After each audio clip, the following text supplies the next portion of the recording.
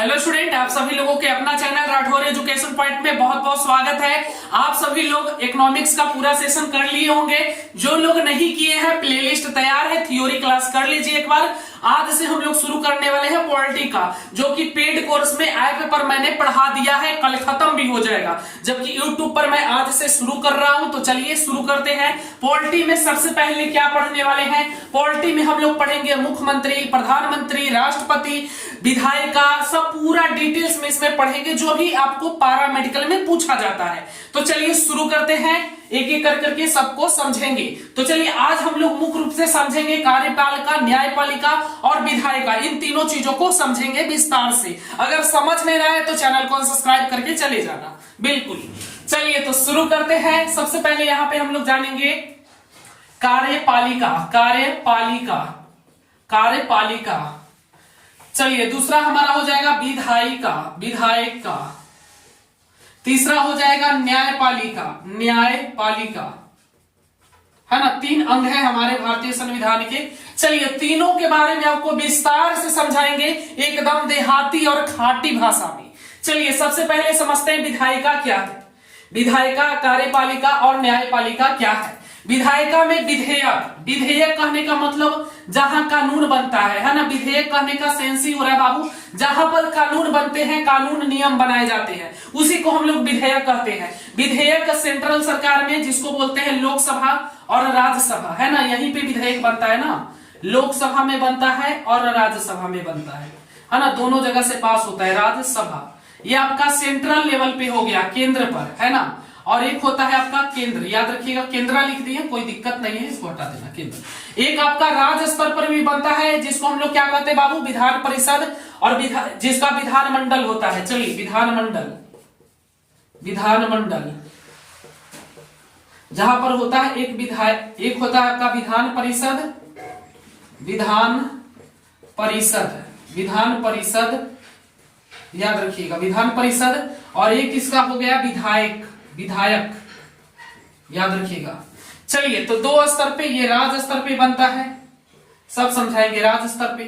न्यायपालिका, कार्यपालिका में क्या आ जाएगा, तो कार्यपालिका में आपका राष्ट्रपति आ जाएगा,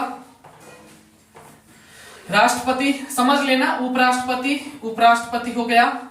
फिर आपका प्रधानमंत्री आ जाएगा, प्रधानमंत्री। और फिर क्या आ जाएगा आपका, और भी इसमें आ जाएगा आपका मंत्री। क्या है ये सब समझाएंगे। देखिए विधायिका, न्यायपालिका में आपका आ जाएगा सबसे पहले सेशन कोर्ट आ जाएगा, जिसको हम लोग बोलते हैं सेशन कोर्ट को डिस्ट्रिक्ट कोर्ट भी बोलते हैं, डिस्ट्रिक्ट कोर्ट। फिर आ जाएगा आपका हाई कोर्ट, फिर आ जाएगा सुप्रीम कोर्ट, है ना। ये एकल स्तरीय है, एकल स्तरीय है, क्या है हम समझाएंगे, पहले लिख लेते हैं। चलिए अब एक एक कर करके सभी को समझेंगे। आज ये तीनों कंप्लीट कर देंगे, कल से फिर हम लोग सीखेंगे प्रधानमंत्री क्या है, मुख्यमंत्री क्या है, उपराष्ट्रपति क्या है, इनका कार्यकाल क्या है, ये काम क्या करते हैं, इनके पास पावर क्या है, सब कुछ बताने वाले हैं। पॉलिटी का क्लास 5 से 6 क्लास होने वाली है आप लोगों का, जो पारा मेडिकल के लिए इंपॉर्टेंट है। तो चलिए सबसे पहले हम लोग सीखेंगे विधायिका को। विधायिका में विधेयक बनता है बाबू, यहाँ पे विधेयक पास होता है, कानून बनता है, नियम बनता है। इसमें क्या होता है, जैसे समझिएगा, जैसे नरेंद्र मोदी की अभी सरकार है, जिनके पास 300 प्लस सीट है, 300 प्लस सीट है, याद रखिएगा 300 प्लस सीट है ना। 300 प्लस सीट है, जो संसद होते हैं, संसद जिसको बोलते हैं संसद, है ना। तो प्रधानमंत्री बनने के लिए आपको कितना सीट चाहिए बाबू, 543 सीट है, तो इसका आपको 50% प्लस 1 सीट चाहिए। इसका 50% कर दो और 1 सीट जोड़ दो, उतना में आप बन जाओगे प्रधानमंत्री, है ना, मंत्री परिषद। अब इसको समझेंगे और इसको समझते हैं एक एक कर करके। तो देखिए बाबू, अभी जो आपका है प्रधानमंत्री नरेंद्र मोदी जी हैं, अभी कोई भी कानून बनेगा, जैसे किसान के लिए बना था कानून, जिसको रद्द भी कर दिया गया था, तो जो भी कानून बनते हैं वो सब विधेयक यहीं से बनता है। कोई भी विधेयक पास होता है तो यहीं से होता है। मानते हैं कोई एक विधेयक पास हुआ तो लोकसभा फिर राज्यसभा से पास होता है, और फिर वो जाता है राष्ट्रपति के पास। राष्ट्रपति जब तक साइन नहीं करेंगे वो विधेयक पास नहीं होगा। तो लोकसभा में और राज्यसभा में कोई भी विधेयक बनता है, याद रखिएगा। ये सेंट्रल स्तर पर हो गया, केंद्र स्तर पर। राज्य स्तर पर विधानमंडल में बनता है। अगर राज्य स्तर पे कोई कानून बनाना है तो विधान परिषद और विधायक दोनों से पास करवाया जाता है, याद रखिएगा। तो मुख्य रूप से हमको ये समझना है। तो विधेयक जो होता है इनका काम ही है कानून बनाना, कानून बनाने, यहां से बनता है विधेयक, यहाँ पे बनाया जाता है कानून। कोई भी नया पास किया जाता है बिल यहीं पे बनता है, कोई भी बिल यहीं पे बनता है। तो समझिए कोई एक बिल बन गया तो अब इसका पालन कौन करवाएगा बाबू? इसका पालन करवाती है कार्यपालिका। इसका पालन, जैसे कोई भी कानून बना, विधायक विधायिका में तो काम है विधेयक का कानून बनाना। मानो कि कानून एक बन गया, अब उसका पालन भी तो कोई करवाएगा, कानून तो बन गया, तो इसका पालन करवाने के लिए हमारे पास होती है कार्यपालिका, है ना। जो इन सभी जो भी कानून यहाँ पे बनेगा उसका पालन करवाएगी कार्यपालिका, जिसमें आते हैं प्रधानमंत्री, राष्ट्रपति, उपराष्ट्रपति और मंत्री भी आ जाएंगे। ध्यान दीजिएगा, मंत्री भी आ जाएंगे। मंत्री कैसे? देखिए, जैसे मंत्री कौन बनाता है? मंत्री जैसे नरेंद्र मोदी जी भी प्रधानमंत्री है, समझिएगा।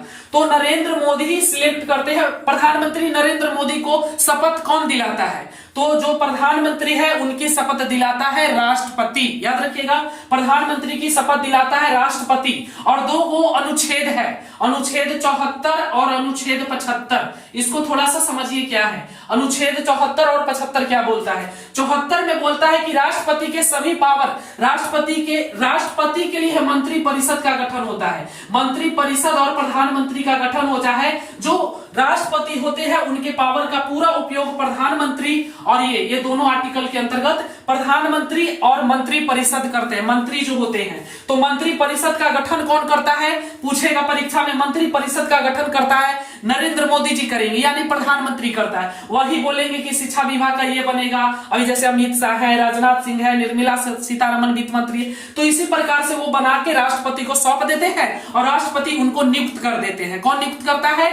तो नियुक्त करता है राष्ट्रपति। और इनको हटा भी सकता है। जो यहाँ पे मंत्री बनेगा, अगर प्रधानमंत्री चाहे तो किसी भी मंत्री को हटा सकते हैं। उसके लिए वो दरखास्त डाल सकते हैं राष्ट्रपति को कि इनको हटा दीजिए, ये काम सही से नहीं कर रहे हैं, वगैरह वगैरह, है ना। तो देखिए, कोई भी कानून कहाँ बनता है? विधेयक यहाँ पे बनता है। जैसे 300 संसद है, 300 संसद है, तो मंत्री तो इसमें से 50 को ना रहेगा भाई, सब तो मंत्री बनेगा नहीं।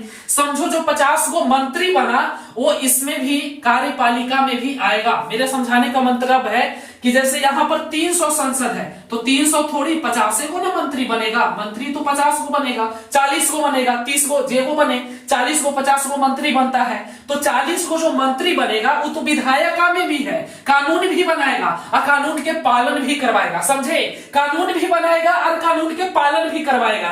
मंत्री, सिर्फ इसमें मंत्री आएगा। जो मंत्री होंगे वही कार्यपालिका में आएंगे, अन्यथा संसद जो होंगे, सिर्फ संसद इसमें नहीं आएंगे। पालन करवाने का काम है राष्ट्रपति का, उपराष्ट्रपति का, प्रधानमंत्री का, मंत्री का। और इसमें पूरा अधिकारी मतलब समझे, जितने भी अधिकारी आपका हो गया, डीएम हो गया, एसपी हो गया, आईएएस लेवल के जो भी अधिकारी हैं, बड़े बड़े अधिकारी, सब आपका कार्यपालिका में ही आएगा। जितने भी आईएएस आईपीएस लोग हैं सब इसी में आते हैं। इनका भी काम है कानून का पालन करवाना, है ना। आईएएस आईपीएस का कानून का पालन करवाना है।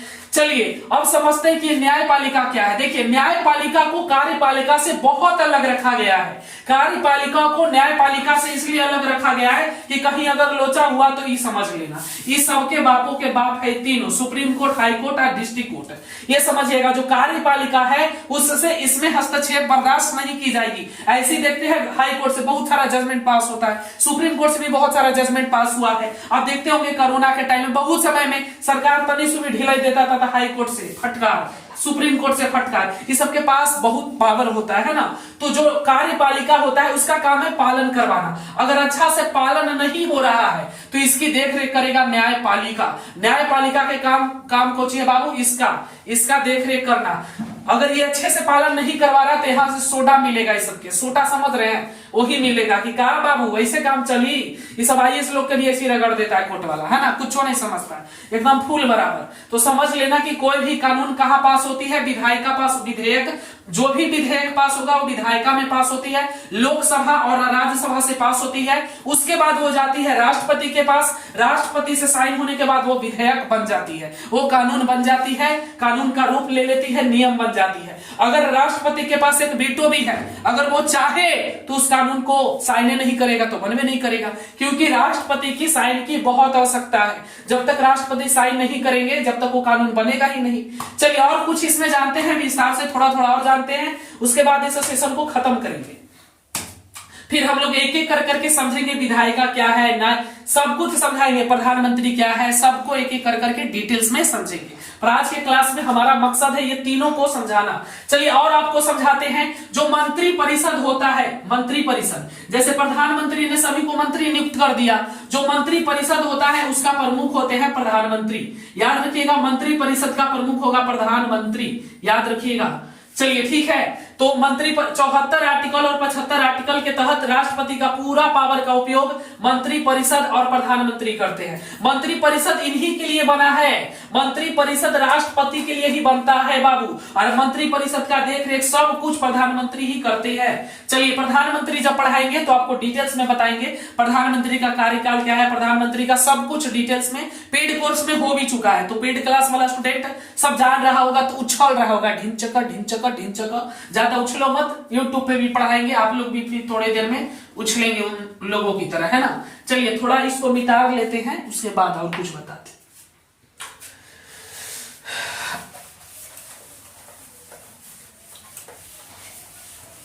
चलिए समझ गए, कोई डॉट किसी को अगर डॉट है तो पेड कोर्स में डॉट भी क्लियर होता है, पर यहाँ पे यूट्यूब पे अभी तो ये लाइव क्लास नहीं है, रिकॉर्डिंग क्लास आपको दिया गया है, तो यहाँ पर तो कोई ऑप्शन नहीं है।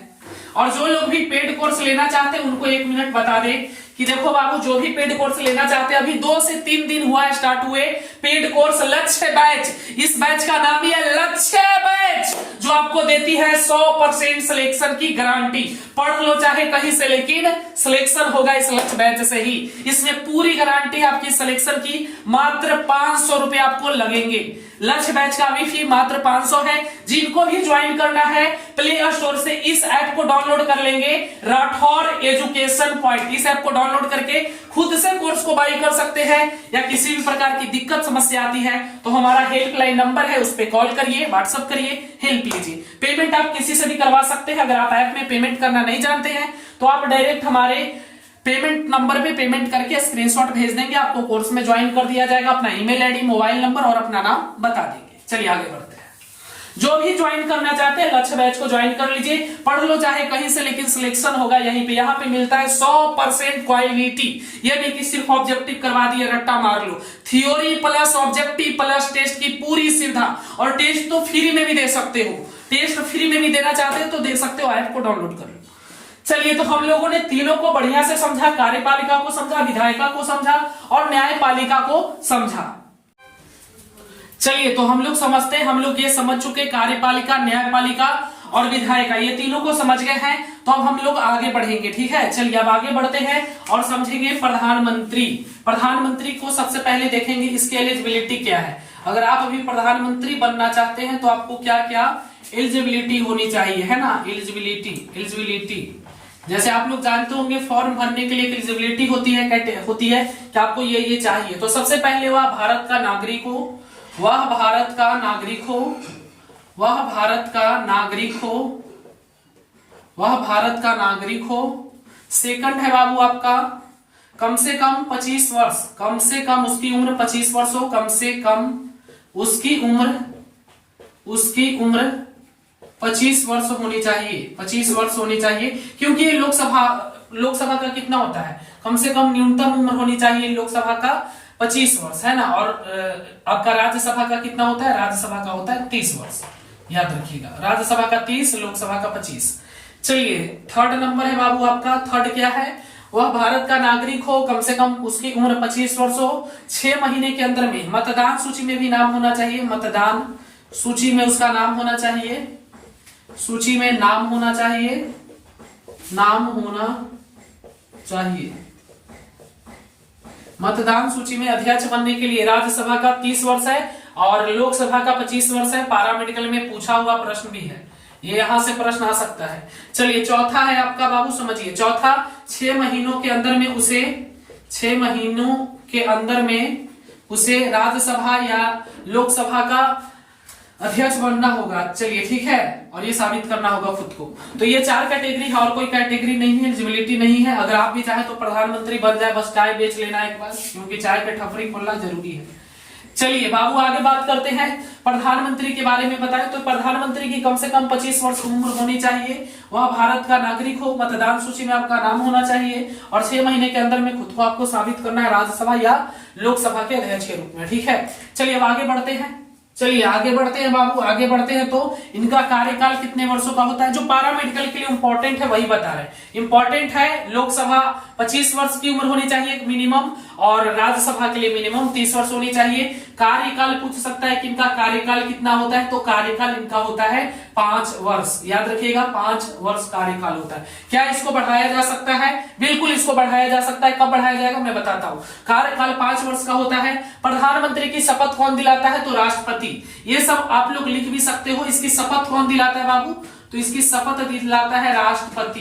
राष्ट्रपति याद रखिएगा, राष्ट्रपति इनकी शपथ दिलाता है। अगर प्रधानमंत्री को अपना त्याग पत्र देना होगा तो किसे देगा? राष्ट्रपति को ही देगा, क्योंकि ये शपथ दिलाया है तो इसको ही देगा त्याग पत्र।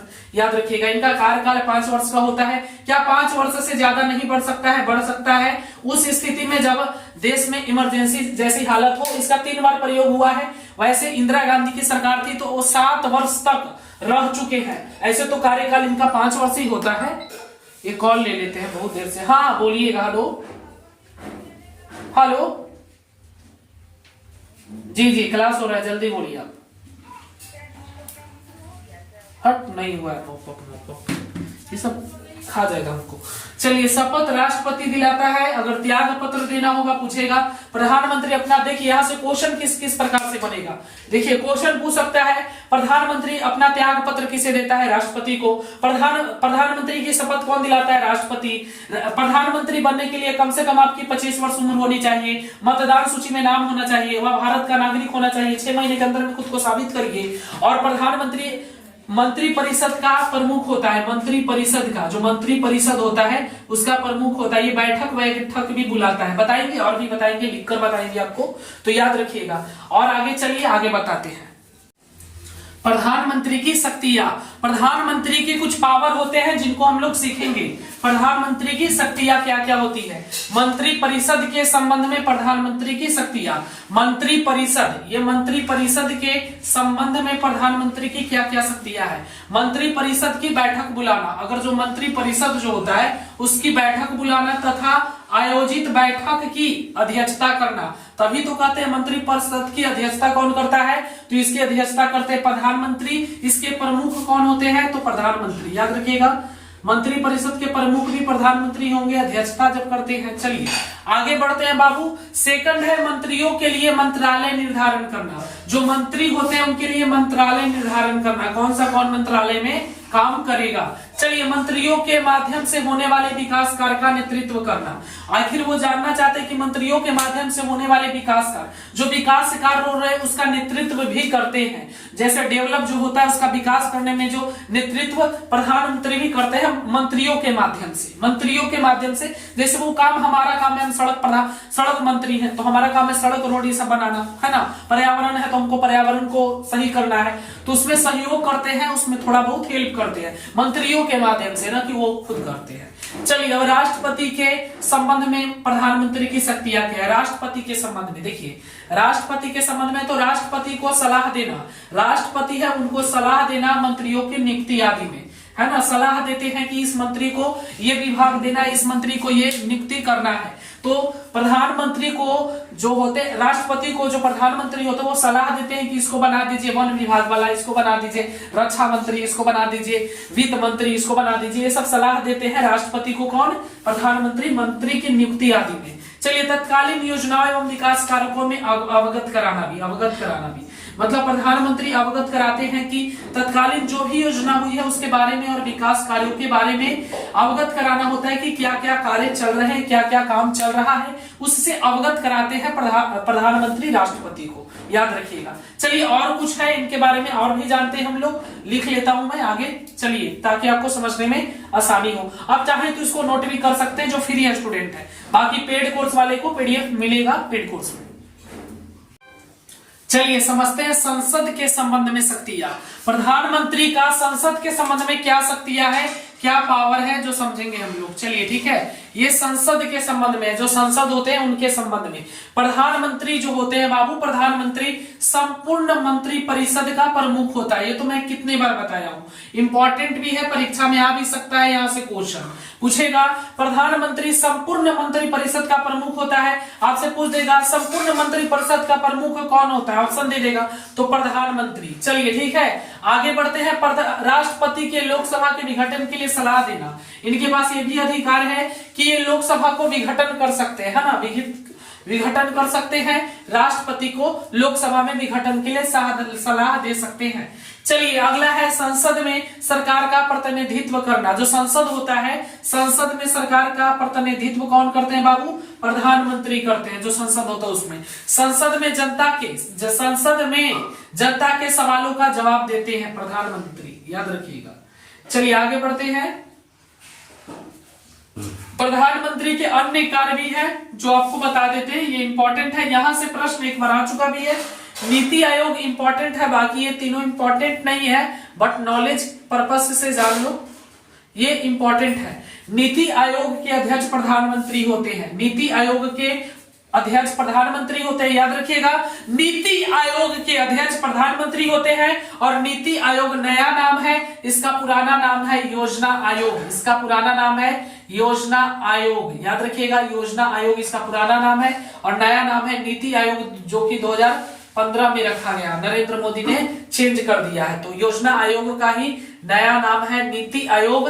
नीति आयोग के अध्यक्ष प्रधानमंत्री होते हैं। इनके अलावा ये बहुत सारे अध्यक्ष अंतर्राज्यीय परिषद के अध्यक्ष होते हैं, राष्ट्रीय एकता परिषद के अध्यक्ष होते हैं, बहुत ही विभाग के अध्यक्ष रहते हैं, जैसे में ऐसे ही अन्य कई परिषद है, बहुत सारे परिषद है जिनकी अध्यक्षता का दायित्व प्रधानमंत्री को होता है, इन्हीं का दायित्व होता है, ठीक है, बहुत सारे ऐसे परिषद है, तो इन्हीं का रहता है। तो यही प्रधानमंत्री का पावर था। प्रधानमंत्री को हम लोगों ने जाना, पारा मेडिकल के लिए बस इतना इंपॉर्टेंट है, याद रखिएगा। चलिए अब आगे बढ़ते हैं, कुछ फैक्ट्स जान लेते हैं जहां से क्वेश्चन आते हैं। मैं आपको कुछ इंपॉर्टेंट वन लाइनर करवा देता हूं, इंपॉर्टेंट पॉइंट्स है, इसको भी आप लोग ध्यान रखिएगा, यहां से भी प्रश्न आ सकते हैं।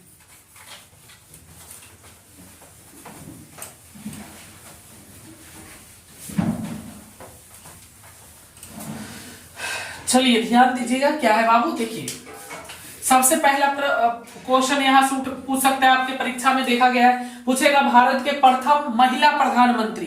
भारत के प्रथम महिला प्रधानमंत्री बोलेगा तो इंदिरा गांधी हो जाएगा, याद रखिएगा, इंदिरा गांधी, इंदिरा गांधी। चलिए ठीक है, हो सकता है दूसरा प्रश्न पूछेगा आपसे कि प्रधानमंत्री की न्यूनतम आयु कितनी होनी चाहिए प्रधानमंत्री बनने के लिए, तो 25 वर्ष, याद रखिएगा। लोकसभा में 25 वर्ष होता है लोकसभा का न्यूनतम उम्र, है ना, लोकसभा, याद रखिएगा, लोकसभा।